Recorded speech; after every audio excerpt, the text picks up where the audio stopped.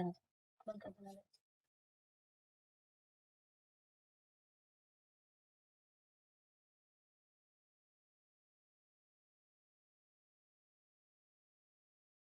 morning, Deshpande sir.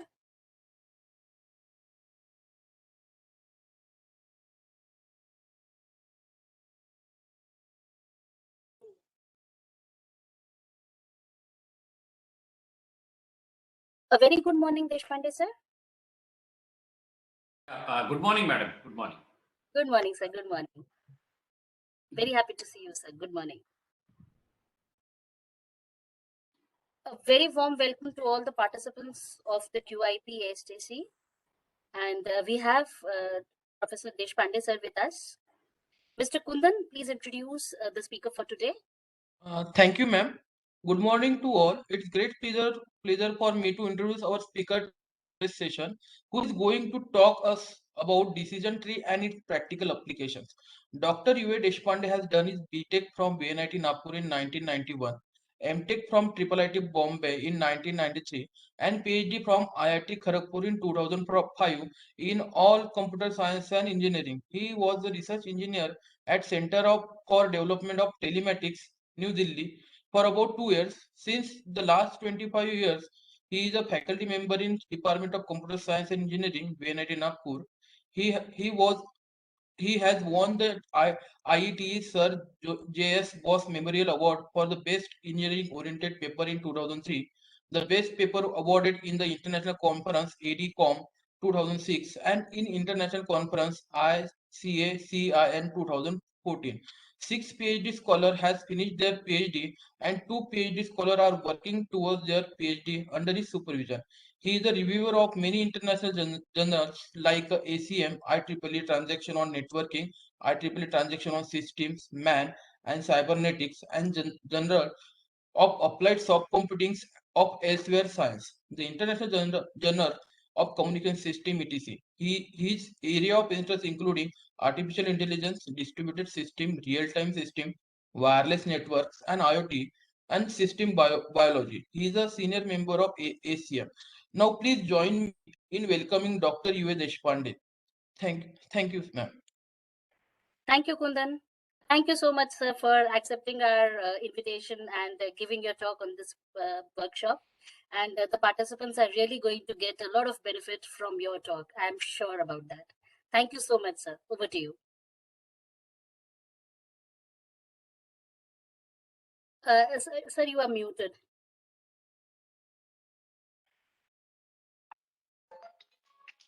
Yes. Yeah, sorry for that. Thanks a lot for the kind introduction, and good morning, everybody. So let me share my screen to start with the presentation. I just want to know what is the how much time slot has been allotted for me. Sir, it's 1.5 hours. Okay, thank you. Till 11 o'clock, yes, sir. Right. Sir, I'm making you the presenter, so then you can share the screen. Yeah, sure. Thanks. Yes, now you can share.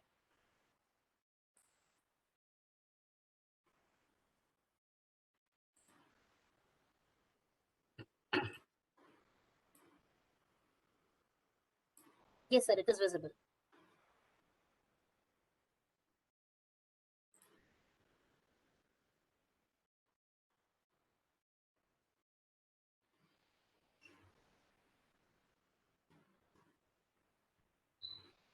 Yeah, so let's start.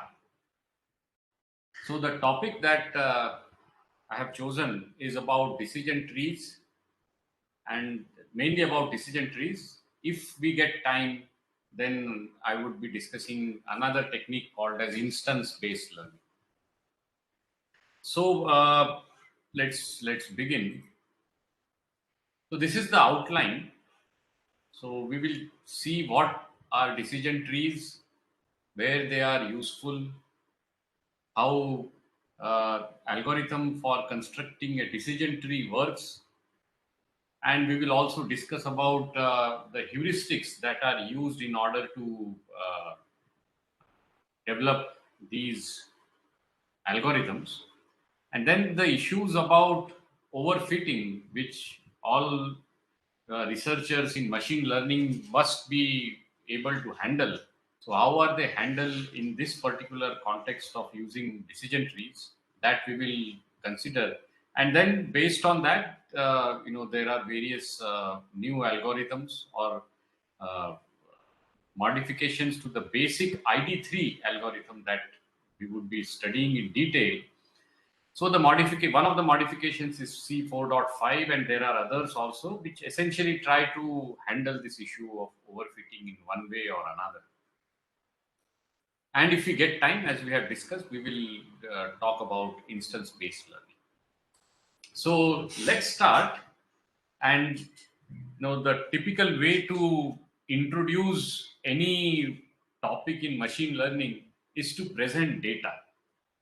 Okay, so let's present this table, a small table, a sort of a toy example where, one sec.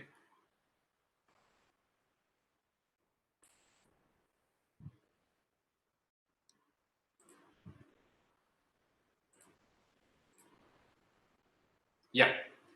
So a toy example where we have this table available with us, which has these 6 columns. The first column is about the day, that is just numbers, day 1, day 2, and so on. The second column is about the outlook, that is the weather condition on that particular day. The third column, or also called as the attribute, is about temperature. The fourth is what is the humidity content in the air on that day. Fifth is the whether there is wind on that day. If it is, what's the quality of the wind, what's the strength of the wind, etc.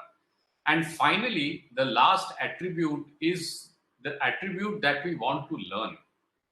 And this attribute is the attribute called play tennis.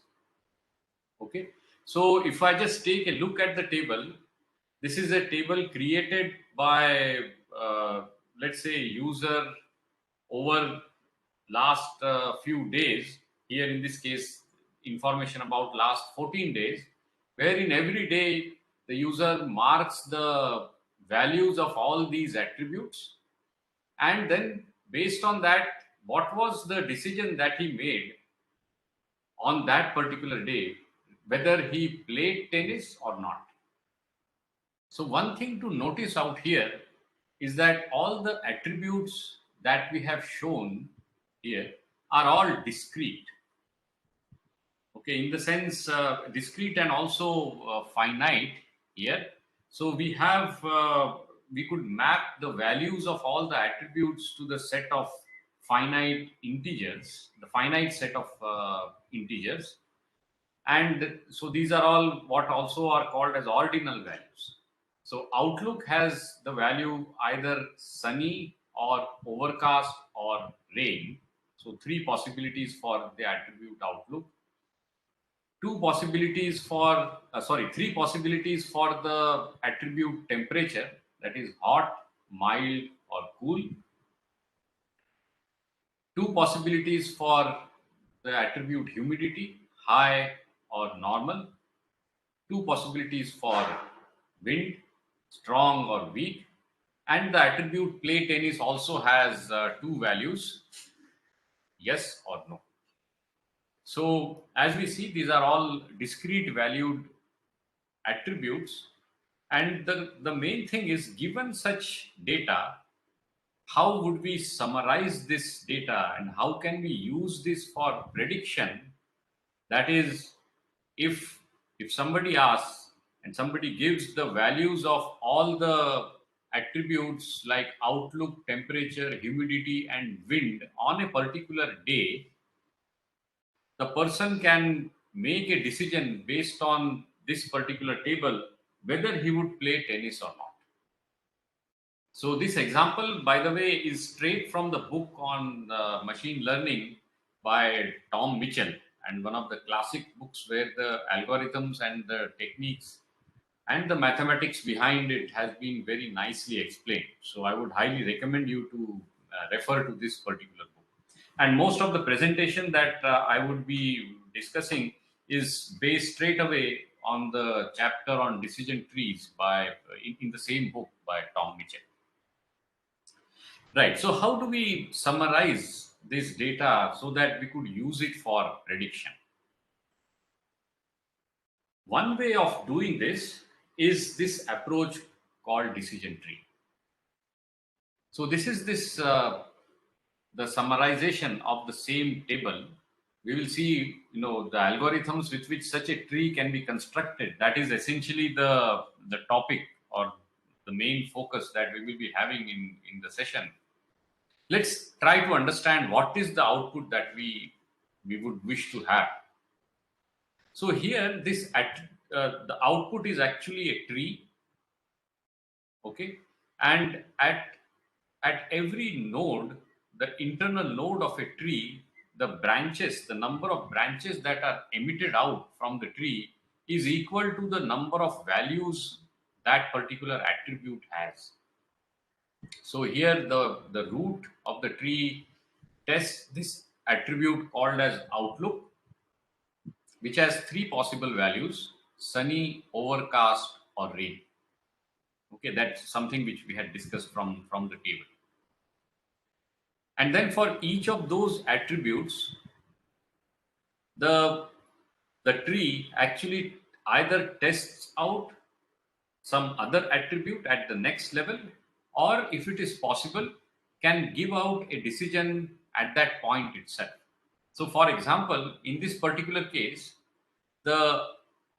if the value of the outlook attribute is overcast, then we have at the leaf node a value which is yes, and at all the leaf nodes we are having the values of the target attribute. That is something which we have to learn. So essentially saying that if outlook is overcast, then play tennis is equal to yes. Okay, so let's just check out. Let me bring back to the table. Let's understand the table. Then with that, we will be able to understand the algorithm, clearly. So let's just understand what is the value of the play tennis attribute if the value of the outlook attribute is overcast. So if we see day 3, we have outlook equal to overcast and play tennis is yes. On day 7, outlook is overcast, play tennis again is yes. And the same thing happens for day 12 and 13, where the outlook value is overcast, and for both those entries, the attribute of play tennis is yes. Okay, which is actually saying that this outlook, if for this particular value, the play tennis attribute is always yes, and we are able to make a decision immediately looking at only this attribute, and we don't need to look at any other attribute if the value of the outlook attribute is overcast. Right. Now let's take look at the other branches of this decision tree. So let's take the left branch, which corresponds to the situation where the outlook attribute is sunny. Okay, here we have to test about some other attribute. And why do we need to do that? Well, let's again go back to this table. So the rows where outlook is sunny, these are the rows D1, D2, D8, D9, and D11. So we have 5 rows where outlook equal to sunny. And if we see here, D1 and D2, D2 and D8, where outlook is sunny, have the target attribute play tennis as no. But for the rows D9 and D11, where the outlook is sunny, the play tennis attribute is yes, which essentially means that we cannot get a perfect classification, a perfect prediction if the outlook value is sunny. And because of this, we need to in order to get a perfect classification, we have to test some other attribute. And that is what this tree is telling us. So if the outlook is sunny, then the tree says that we have to test the second attribute, that is humidity. And if humidity is high, then we immediately reach a classification saying that the target attribute play tennis is no. Similarly, if humidity is normal, the target attribute play tennis is yes. Let's just test out one of the branches. Let's take the leftmost branch, that is outlook is sunny and humidity is high. Let's see what the table tells us. So outlook equal to sunny and humidity equal to high corresponds to these rows D1, D2 and D8. The other two rows where outlook was sunny had the humidity value equal to normal. So in these three rows, D1, D2 and D8, where outlook was sunny and humidity is high, the play tennis attribute was always no. So we are able to perfectly get a classification for this particular situation. Similarly, for outlook equal to sunny and humidity equal to normal, the play tennis attribute, the target attribute, is always yes. And that is what is being captured by this decision tree.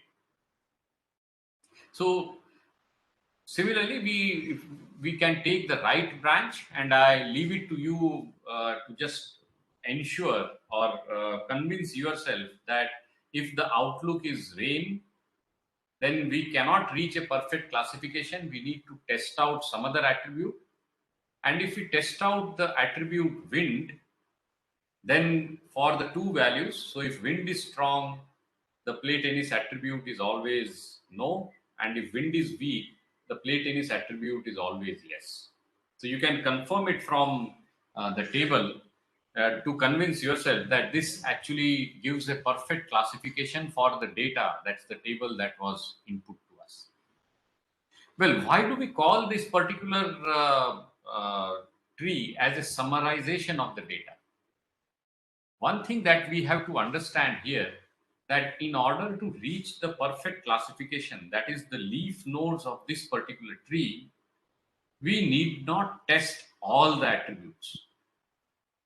We had taken the best possible situation that if we just tested for the value of outlook, and if the value was overcast, then we immediately could answer that play tennis is yes. We don't need to take a look at rest of the attributes about temperature, about humidity, about wind.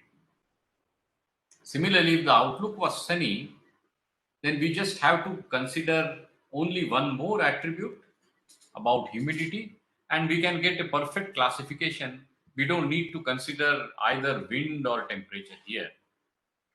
And similarly, if outlook was rain, then we just need to test another attribute of wind and we can reach a perfect classification. We don't need to test out either humidity. And if you see here carefully, the attribute temperature was never tested at all in this particular summarization. And therefore, this is a summarization of this table. So since this is a toy example, we have just 14 rows in that particular table. But imagine in a practical situation, we might have 10,000 rows, and we would get a neat decision tree of just a few levels, say 10 or so. So essentially, if there are 50 attributes and 10,000 rows, so 50 columns and 10,000 rows, it might be just that the height of the tree that we have got is let's say about 10. So out of those 50, in the worst possible situation, we might just need to test 10 attributes. And what is more is that we could code up this tree in the form of if then else rules. How can we do that? Well, it's pretty obvious. So one such rule is if outlook is overcast, then play tennis is yes. Else, if outlook is sunny and humidity is high, play tennis is no. Or we can say, and if outlook is sunny and humidity is normal, play tennis is yes.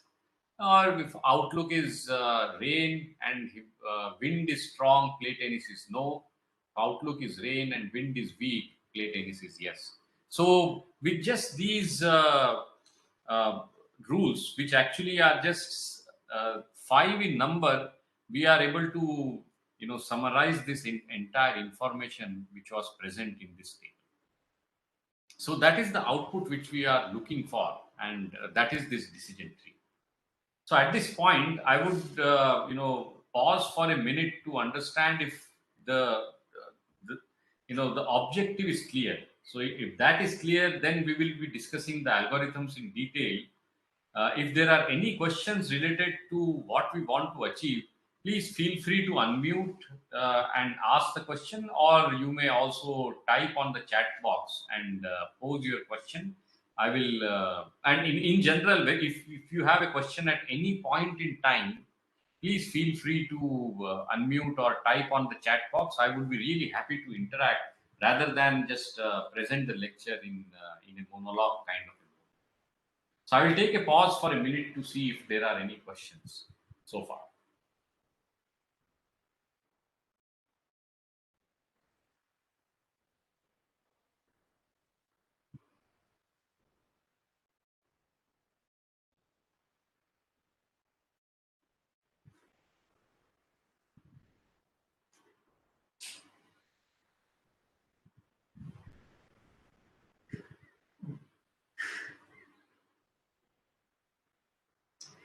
Right. So since there are no questions, I assume that the objective is clear. So therefore, let's proceed and try to come out with an algorithm. Or first, let's take a look at the decision tree itself. What can it represent?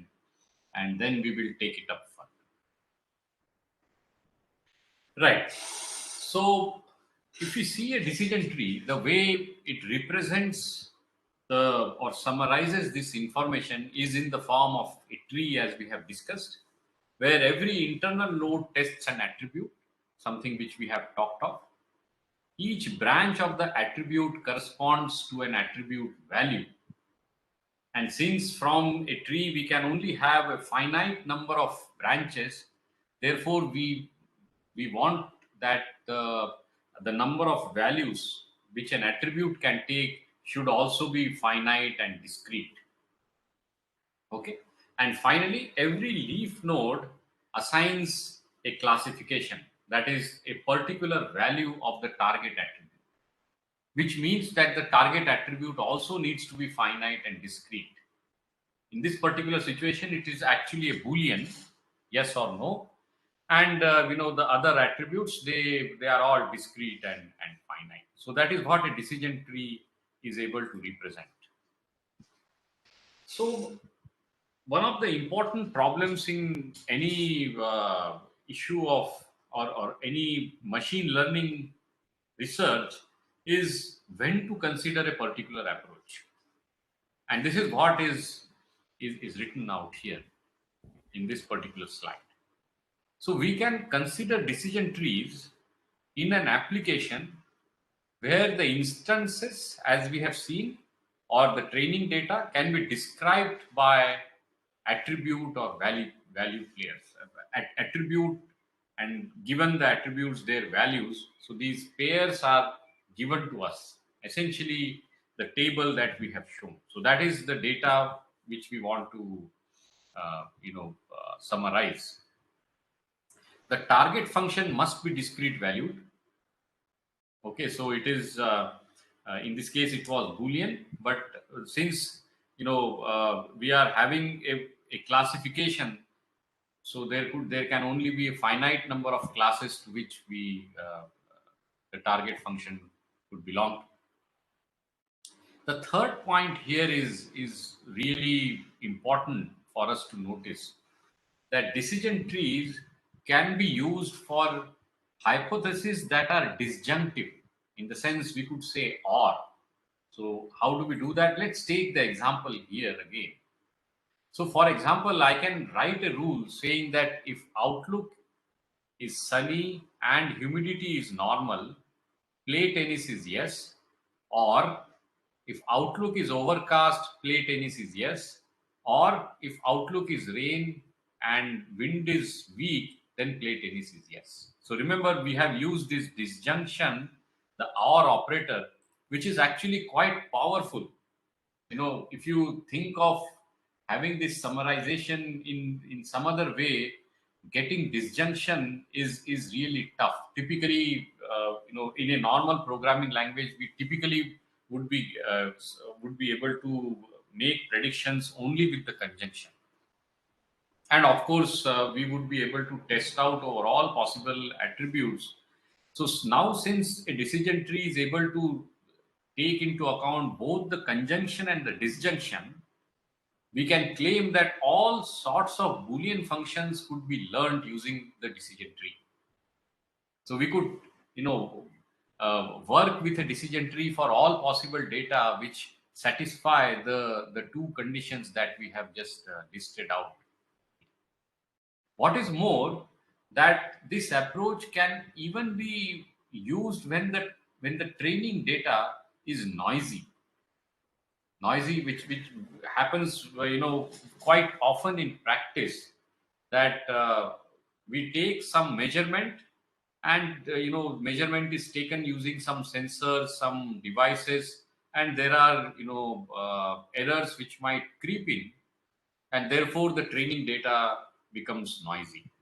For example, in the same case, let's assume that we have a humidity sensor placed, and then that is supposed to tell us the humidity or the moisture content in the air, and based on that we would be deciding whether the humidity is high or low or whatever. Imagine that that particular sensor, for certain reason, is not working exactly or precisely the way we want it. The value it got, let's say, is say 60. The humidity is 60%, and for 60% we had actually made it as a humidity which was mild, for example. However, the true value of humidity was actually 50%. There was this error which had taken place, and therefore, the value of the humidity should actually have been low instead of mild out there, and that has happened because the sensor was imprecise, and therefore we got some noisy training data. We will see how this particular approach of decision tree can be tuned so that it is able to handle noisy data as well, which is again a nice thing to have. So what are the applications of decision trees? Well, I would say it's one of the most popular machine learning algorithms, the supervised machine learning algorithm, which has been used for prediction or classification. Few examples have been listed out. One is, for equipment diagnosis or medical diagnosis. So let's consider that we have some equipment, say a computer, or let's say a car, and the car doesn't start. So if a car is not starting, and somehow a car repair company has kind of prepared a historical data set which stores, for a particular car, what could be the probable causes of the car not starting, the engine not starting. Well, there could be a battery issue, the fuel might not be there, or there is a problem with the spark plug, the ignition is not going on, and so on and so forth. So if that table has been built up with experience by the car repair company, given this particular symptom that the car is not able to start, we should be quickly able to identify what is it that we should test out, so that we straight away come to the diagnosis. If we test those out, we would be able to know the cause of the engine not starting. Okay, similar is the issue with medical diagnosis also. Typically when a patient arrives at the physician, the patient tells symptoms. So based on the symptoms, the physician is supposed to come out with a diagnosis. One way to do that is to, the first thing which a physician actually looks for is the kind of knowledge the physician has learned when he studied medicine in medical school. Based on that knowledge, the physician is able to make a guess about what is a probable diagnosis given the symptoms, such as, let's say, fever, headache, and something else, maybe vomiting kind of a sensation. So based on that, some rough, using the medicine knowledge which is encoded inside the brain of the physician in some formal way, the physician is able to come out with some partial diagnosis. But then he also needs to know the values. What is the value of the temperature? How much headache is doing? So the physician performs some clinical examination and may also request for certain diagnostic tests, such as a blood test, or using the thermometer, find out the temperature, takes the pulse reading to see whether what how the heartbeats are going on, etc., etc. And now all this information is kind of summarized in some way with the physician. And based on that, the physician is able to make a diagnosis. The question is, can this kind of an information be summarized inside a dumb machine, which all of us call as a computer? One way to do that is to consider decision trees. So that's one example. Second is this well-known example, and I'm sure you must have faced this, is about the credit risk analysis. Nowadays, most of the banks and other financial institutions will evaluate the credit worth of a particular person before sanctioning any loan. So you must have heard that in India we have the CIBIL score, which tells us, the worth. The higher the CIBIL score, the bank is assured that the repayment of the loan will happen regularly, and therefore the sanctioning is easier. So, given certain attributes of people, so whether where the person is employed, what is the range of the salary the person has, whether the person owns some property or some other financial instruments, what is the size of his family, and so on and so forth, what is the health status of the person. Using all that information, some kind of score is built up, and using that, a bank decides whether they should sanction the loan application of the person, or it should be rejected. Well, decision trees have been very widely used in that sector as well, and so on. So lots of applications of decision trees. Another application which is close to our domain is the networking firewall. We have data coming in from the external world which are screened by the firewall, and it should block certain certain data or certain stream of packets which it is kind of guessing that this might lead to a problem in the interior network, which the firewall is kind of protecting. How does it do that? Well, the firewall can examine the packets, the network packets, let's say the TCP packets using the TCP header, or it can look even inside to take a look at the IP headers and their values.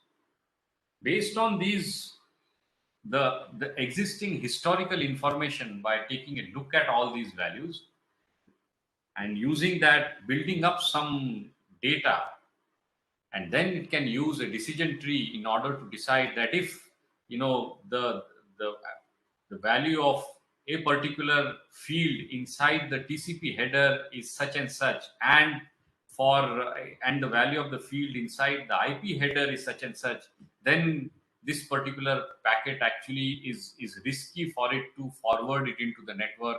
Maybe it should block it and throw that packet away instead of letting it go inside the network. Maybe it is launching a denial of service attack or something. Right. So at that place, we could use a decision tree in order to make those decisions there. Right. And now let's come back to the algorithm. So this is the same slide about the training examples. Let me skip this and come straight away to the algorithm, the basic algorithm. And this algorithm is called as ID3, which is actually constructing the tree given the training data. So given this training data, it is trying to construct a tree. I request the organizers to mute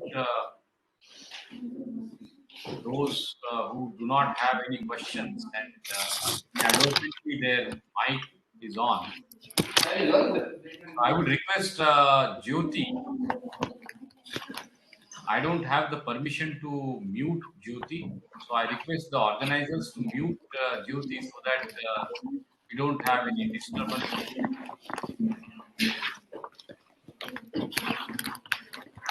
Yes, sir.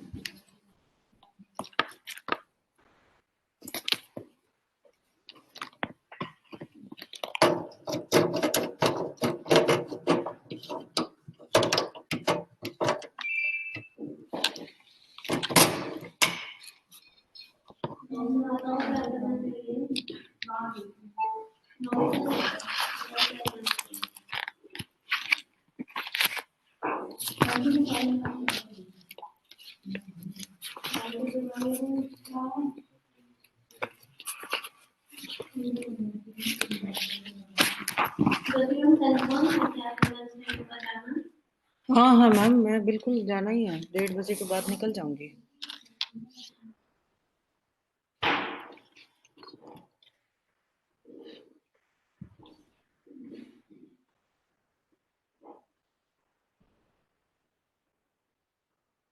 Yeah. So thanks. I hope the person is muted. Yeah. Okay. So let's resume. So this basic algorithm for constructing a decision tree called as ID3, and this is a recursive algorithm which takes three inputs. First input called as examples is the entire table that we have discussed. So that contains the training examples. The second input or second parameter to this algorithm is the target attribute. So the table called examples has multiple attributes. One of them is the target attribute that needs to be stated. So that is stated out here. And the third parameter is the rest of the attributes. Okay, in that particular table. So all the attributes which are not the target attributes. And as an output, this algorithm ID3 needs to construct a decision tree that classifies the examples that are given in this particular table. And as we have said, this is actually a recursive algorithm. So initially, we have the base case of the recursion and followed by the recursive call. Let's take a look at the recursive call first, and then we will come back to the base case. So this is the situation where we have this recursive call. So first step is to choose a particular attribute from the list of the attributes that we consider as the best attribute to classify all the training data given in the table called examples. Okay, so suppose that attribute is A. The main question here is how do we find which attribute, and that is precisely the discussion point which we will have immediately after the algorithm is presented. Okay, so let's assume that the attribute is A. So we use that as the root. Okay, and then from that particular attribute we have to emit out branches which correspond to every possible value of that attribute. Okay, so to construct those branches, we enter into this loop, that is for each possible value vi of the attribute A, we add a new tree branch before the root corresponding to that value of the attribute. Created a branch, and then what we do is we focus or we create a subset from the entire training data where we just focus on this particular value of the attribute given the training data, and that subset constructed, let's call it as examples vi. So for a value vi of attribute A, we create a subset from the training data where the value of this attribute A is always vi. We don't look at any other entries inside the table. We just focus our attention on a particular value. Now, if the subset created is empty, that is, there is no row inside the training data set where where the value of the attribute A is vi, then below this new branch that we have created, we add a leaf node, which is actually the classification. And what leaf node do we add? Well, we take the most common value of the target attribute in the entire examples training data, and that is the value that we will assign here. Okay, so here we have reached a situation that for a particular value of an attribute, there is no row present. So we create a leaf and assign to that leaf the that value which occurs the most number of times, that value of the target attribute which occurs most of the times in the training data. Otherwise, so this else part is saying that the subset created is not empty. Then we make the recursive call. So now this recursive call ID3 is being made with this subset being the set of examples that is passed to this recursive call. So example vi, that subset is passed. The target attribute remains the same, and from the list of attributes that we have not yet checked, we remove the attribute A because that we have already considered in this step. So we remove it from the list of attributes and we make the recursive call. Okay, and then again, the recursion, the call happens. So this is the case where the recursive call is made. After the entire tree has been constructed, we can just return the root. Let's now consider the situation which is the base case of this recursion. So the base case is one where either all the examples which are being tested have a particular value. So in that case, we create a root node for the tree.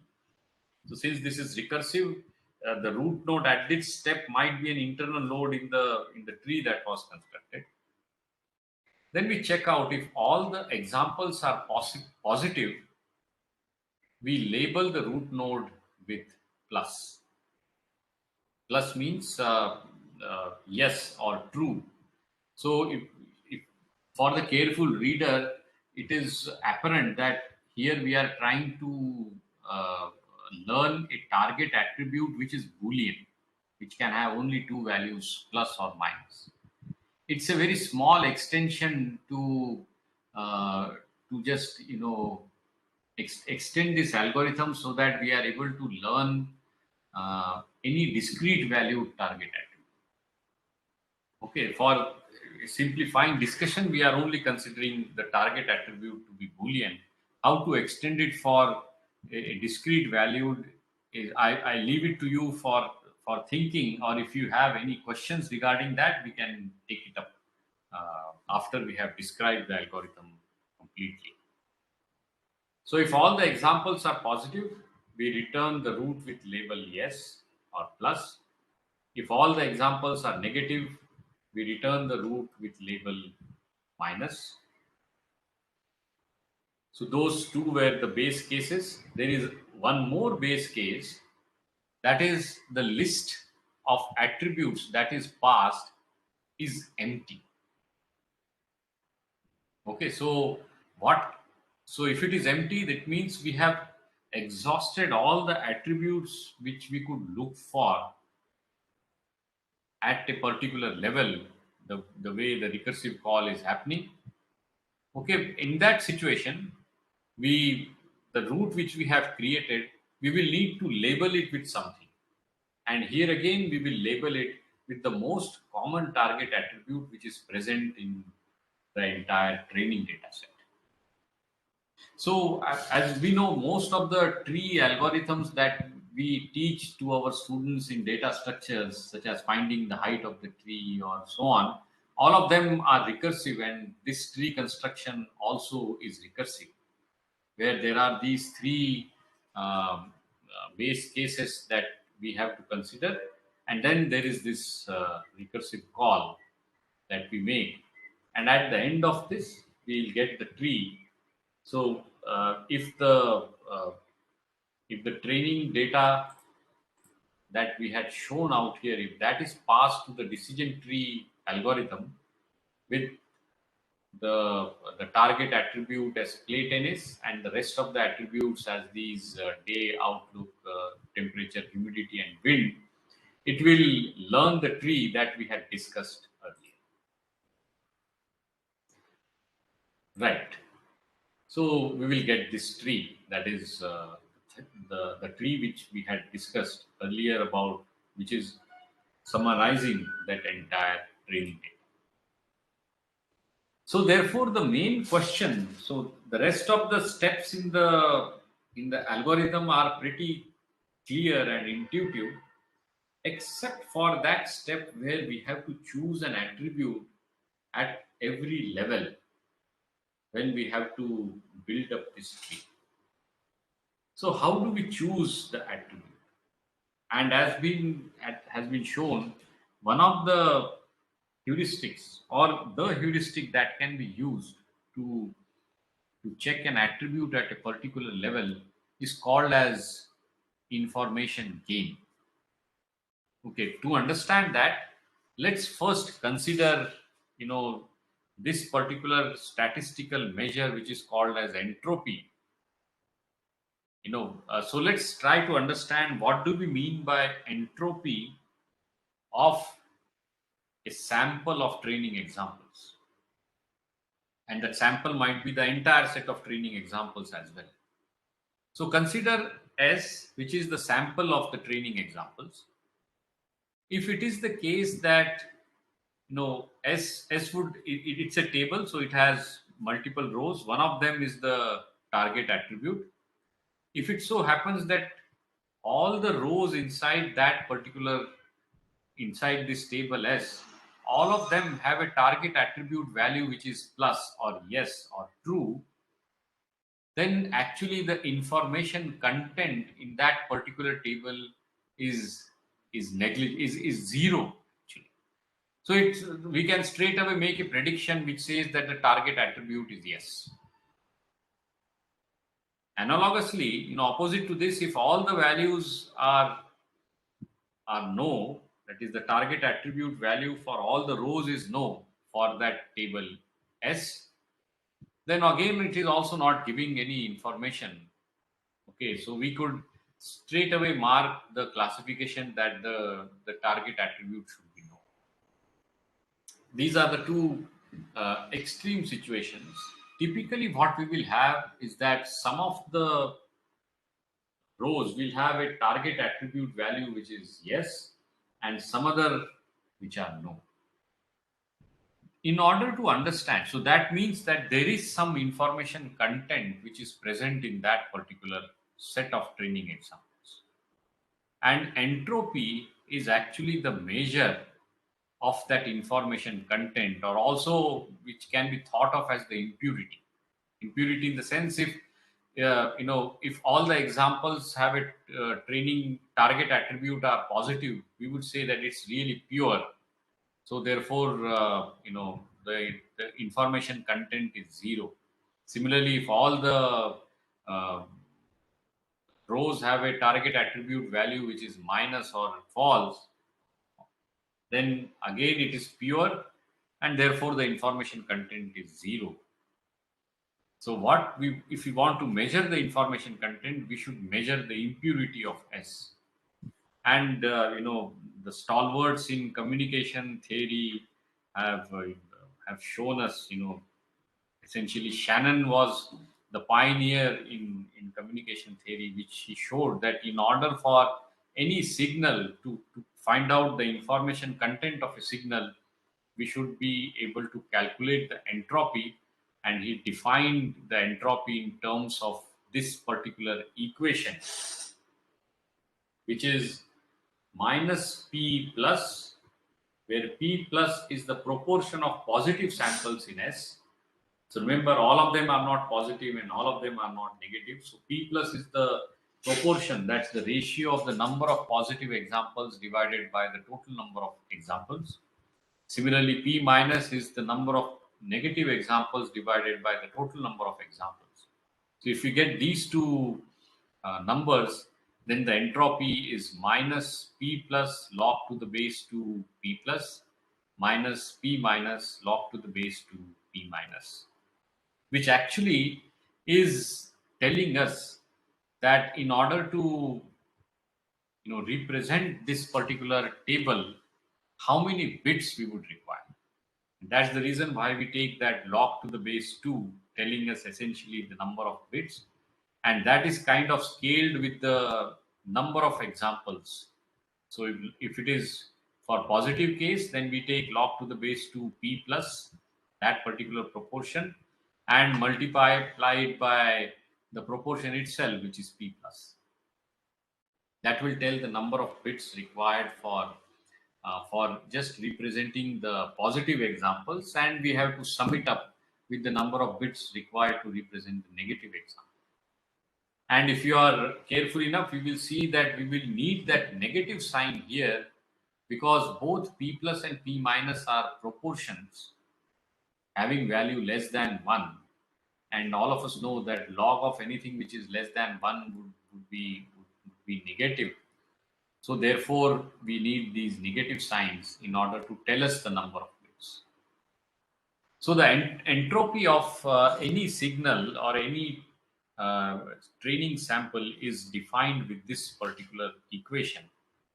And if we really plot this equation, we'll find out that the maximum value of 1, which is the maximum entropy value, that can happen when the value of P plus is 0.5. So if P plus is 0.5, P minus obviously would be 1 minus 0.5, which is also 0.5. In that case, the information content is the maximum out there, and that will attain this value, 1. So since 0.5 is 2 raised to power minus 1 and the proportion here is 0.5, so we will get 0.5 plus 0.5, which is equal to 1. And if you plot for rest of the values, we will get this bell type of a curve for entropy. Okay, now once we know what an entropy is, let's see what is this heuristic that we can use in order with which we would be able to decide what should be the attribute that needs to be selected at every step. Okay, so this is something which we have just I have just explained in words. So let me just skip this slide. Just read the first bullet here, which says entropy of S is the number of bits needed to enclose the class, which could either be plus or minus. So it's a Boolean class target attribute of a randomly drawn member of S under the optimal shortest path, shortest length code. So that's if we use the optimal coding technique, well, entropy will tell us that this is the least number of bits that we would require in order to encode this set of training examples. And that is this equation that we had considered is the one that we will need to use. So the heuristic that we choose in order to decide which attribute is to be chosen at a particular level is called as the information gain. So what is information gain? That is actually telling us what is the reduction in the entropy in the set of training examples if we choose the attribute A. Okay, so gain of S comma A, where S is the set of training examples and A is one of the attributes that we are considering. This information gain should represent what is the expected reduction in the entropy due to sorting on A. So for example, in the case, suppose it was the case that in a particular training data set, and let's take some attribute, say X, and let's say the attribute X is Boolean, it takes value true or false. And the target attribute is also Boolean, which also takes value true or false. So if the value of the attribute X is true, then it is always the case that the target attribute is false, and vice versa. That is, if the value of the attribute X is false, then the target attribute is always true. Then we know that if we choose this attribute A itself, then just looking at that particular attribute, we are able to perfectly classify. And why is that happening? Because the reduction in the entropy, the reduction in the impurity of the subsets for the particular value of the chosen attribute, okay, that is the maximum. In this case, actually, for every value of the attribute, the entropy of these sets is actually 0 of the subsets that we can consider for the particular values of the attributes. Since it is perfectly classified based on the attribute A, it becomes 0. In general, it might not actually be the case. So we may not be able to perfectly classify based on one single attribute. And therefore, we need to get hold of this equation, which tells us what is the information gain if we take the target attribute as A. And that is defined by this expression, which says that this information gain is entropy of S, that is the information contained in the original data set S. And since we have chosen this attribute A, for every possible value of the attribute A, we will create subsets, something which we have discussed when we talked of the algorithm. Let's consider that for a particular value V, the subset created is SV, Then we will need to find out the entropy of SV, scale it up with this term, which actually is the proportion or the ratio, which is the number of entries in the subset SV divided by the total number of entries in S. So we are scaling this entropy value of SV with this particular ratio. That will tell us the number, the information content in the table in the subset SV. And if we sum it up over all possible values V of the attribute A, then we get the total information content in all those subsets. Okay, for every possible value V of the target attribute, and we sum it up, that would be the information content of the the resulting set of tables. And if we subtract that from the original entropy of S, we get the information gain that we are looking for, which actually is telling us the expected reduction in the entropy due to sorting or choice of this attribute A at this particular step. This is a heuristic that is used in order to decide which attribute needs to be chosen at every step. Now, I'm explaining this in detail because this the term entropy and information gain is so important, and it appears in at multiple places in computer science where we need to actually find out the information content of any signal, of any data, of any matrix, of any vector, etc. And this is what we will need to use out there. So given this training examples, I'm presenting it again just to make sure that the context is clear. We first need to find out the entropy of this table. So what would be the entropy here?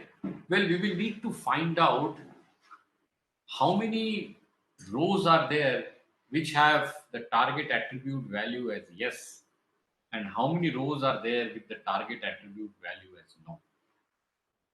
If it was the case that all the values of all the rows had a target attribute value of yes, then as we had discussed, the information content is actually 0. Okay. Otherwise, we will need to find it out using the equation. So we find out P yes, which is the proportion of the samples where the target attribute is yes, and P no would be 1 minus P yes, and that we give it to the equation, that is minus P plus log to the base 2 P plus minus P minus log to the base 2 P minus. That will tell us the information content in this particular table. Once that is there, we now need to choose one of the attributes to start with the preparation of the decision tree, that is to consider the first attribute as the root. And in order to do that, here are a few examples. So this is the initial set, the training data set S. There, if you see, there were 9 examples. There were 14 examples in total. 9 of them were positive, that is the target attribute as yes, and 5 of them were negative, where the target attribute was no. And if we give this information to the table, the entropy of this training data set turns out to be 0.94. At that point, had it been the case that the first attribute that we chose is humidity, where humidity can take 2 values, either high or normal, we will prepare subsets for each of those possibilities. So if humidity equal to high, we'll first need to create the subset where this value of humidity is present. And let's assume that the subset that we have obtained has 7 entries present. Okay, where the value of humidity is high. Amongst those 7 entries, we find out how many of them have the target attribute value as yes, and how many of them have a target value equal to no. which is essentially finding out what is the information content present in that subset. So if it turns out that the number of positive examples is 3, or a number of rows where the target attribute is positive is 3, and number of rows where the target attribute is minus is 4, in that particular subset where humidity is high, the information content, which is the entropy of that subset, it turns out to be 0.985. Similarly, the information content in the subset where humidity is normal turns out to be 0.592. So therefore, fitting all these into the information gain equation. So information gain of S, if humidity is the first attribute that is chosen, would be the original entropy, which was 0.94, minus the proportion of examples where the value of humidity equal to high, which is 7. So we have this proportion, which is 7 by 14, into the entropy of the subset, which was 0.985, minus the rest of the 7 entries were present in the other subset where humidity equal to normal. So that ratio is also 7 by 14. That multiplied by 0.592, which is the entropy of the resulting tables. This tells us the information gain. So for humidity, it turns out to be 0.151. So at this point, I would urge you to, work out this based on the example, that is this particular data set. How do we get these values, and convince yourself that the information gain with humidity as the first attribute is 0.151. Similarly, the information gain, if wind is chosen as the first attribute, is 0.048. Okay, the gain, the higher the gain, better uh, the choice is, or that is a more appropriate choice for a particular target attribute with that value. Okay, why is that the case? Because it is actually trying to shrink the tree, shrink the height of the tree, and that is essentially the bias which this algorithm has, is that it is trying to summarize that entire training data set into a tree which has the least possible height. And it's actually a good idea to have that kind of a summarization. Yeah, the lower the height, the first of all, the at at the point of prediction, the number of tests required would be low, so therefore it would be very fast. But that's not the technically correct reason. The correct reason for choosing that attribute which gives the maximum information content is that it reduces the height of the tree. Okay, so therefore it becomes easier to represent, and it also reduces the chances of overfitting, as has been shown, using this well-known phenomena which is called as the Occam's razor in machine learning. So Occam's razor says that if some training data can be represented using a shorter representation than a longer one, that is more preferred. So have the shortest hypothesis, the shortest representation for the training data as much as possible, because quite likely that the newer samples that we have not yet seen and which will arrive in the future will also follow the similar pattern. Okay, and therefore we could use this more generic kind of a representation where the height of the tree is actually less. So that is essentially the premise with which this attribute choice is made. So based on that, it looks as if humidity is better, but I urge you to work out on the same example with same training set S containing 14 examples, and the attribute that needs to be chosen is outlook. And if you see that, in this particular case, if you use sorry, outlook equal to overcast. So if we see outlook equal to overcast, we will see that the information content is the least immediately after that. And so therefore the reduction in the information content would be the maximum. So information gain is maximum, which tells us that is the first attribute that we have to use. That is what is labeled with the root of the tree. Once that is done, well, the recursive call of ID3 will ensure that we are choosing the next best attribute at every such step, and finally we will end up with the tree that we had considered earlier in this particular tree.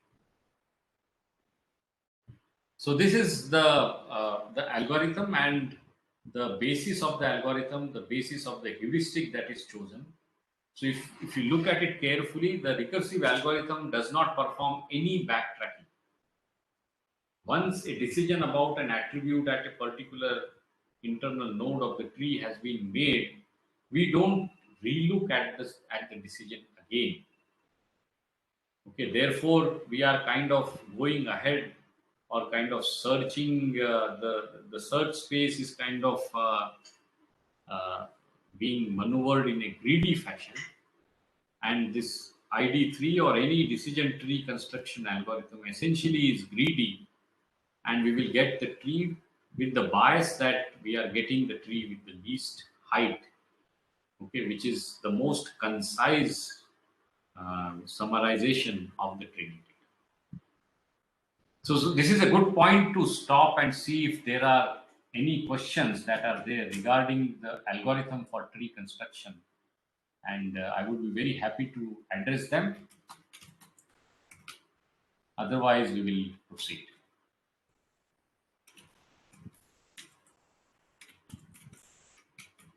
Any questions?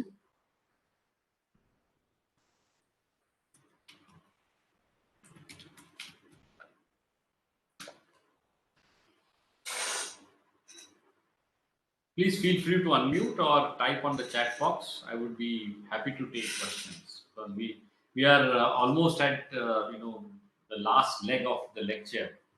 So just around 10 minutes or so left. We have described the algorithm. The newer versions of the algorithm are very small tweaks of the algorithm, basic ID3 algorithm. And if this is clear, the other variants of the algorithm, decision tree construction, would also be simple to understand.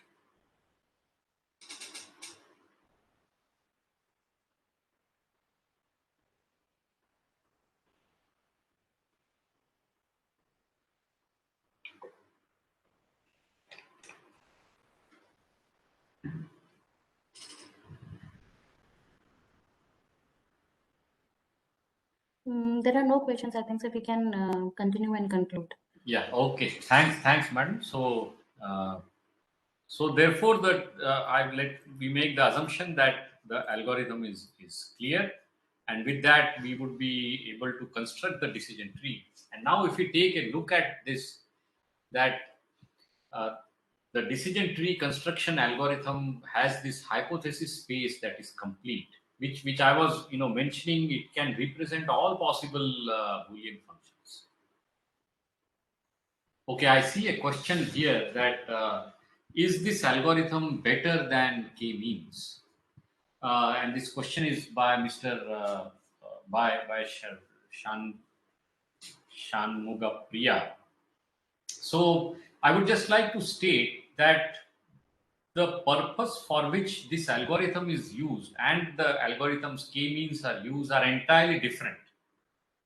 So decision tree is a supervised machine learning algorithm, and I'm sure that this term must have been introduced to you in one of the introductory lectures of this workshop.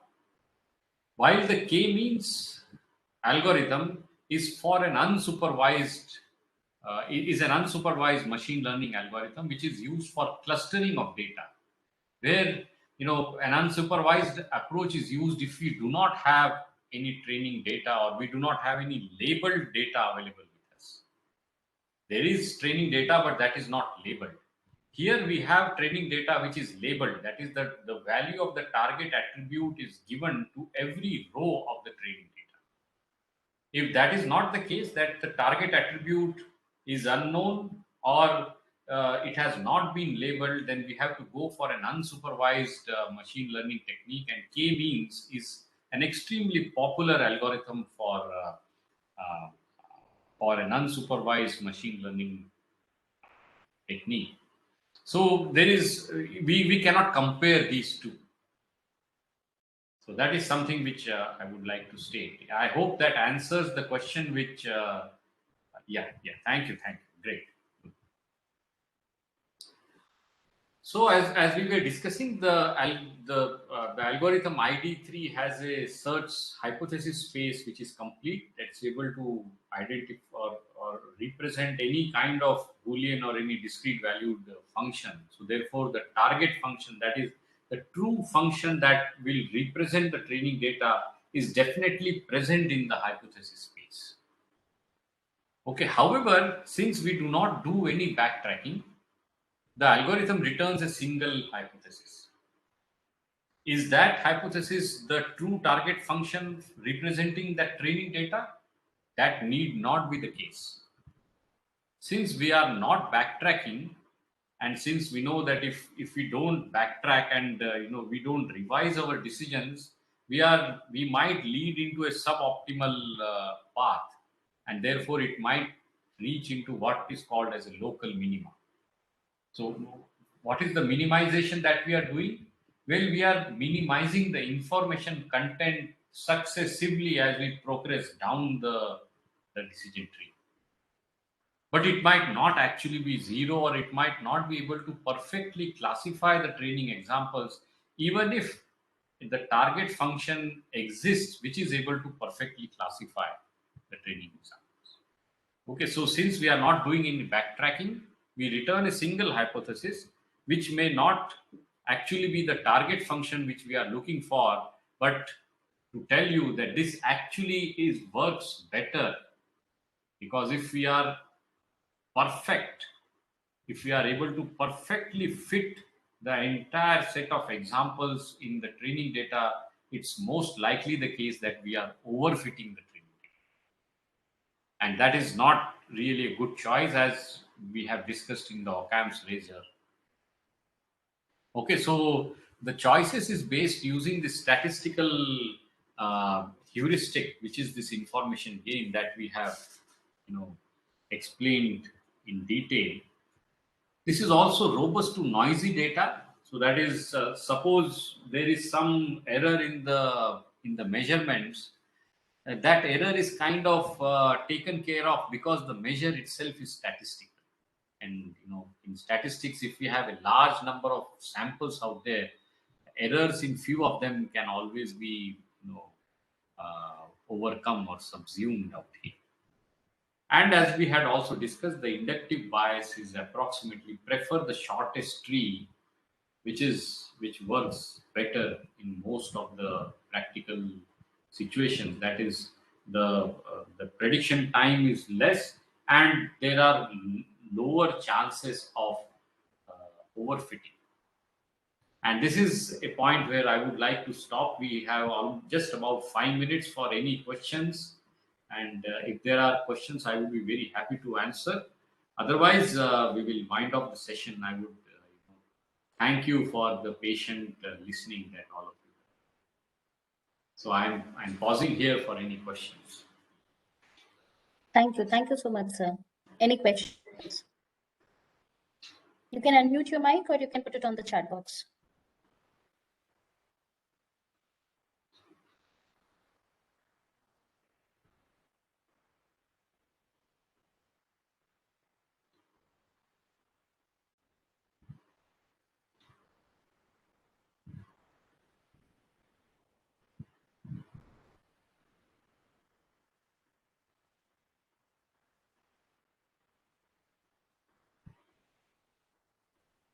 No questions?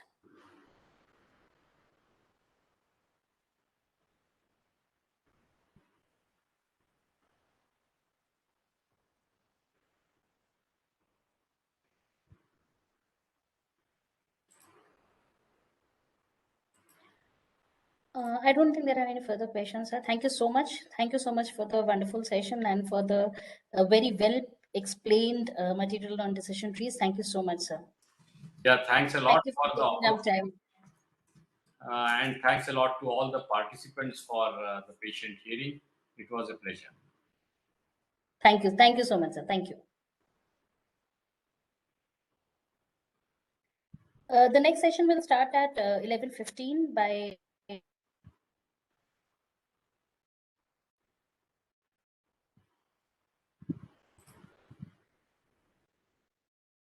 Dr. Milind and it will be talking decision trees. Students can start decision trees.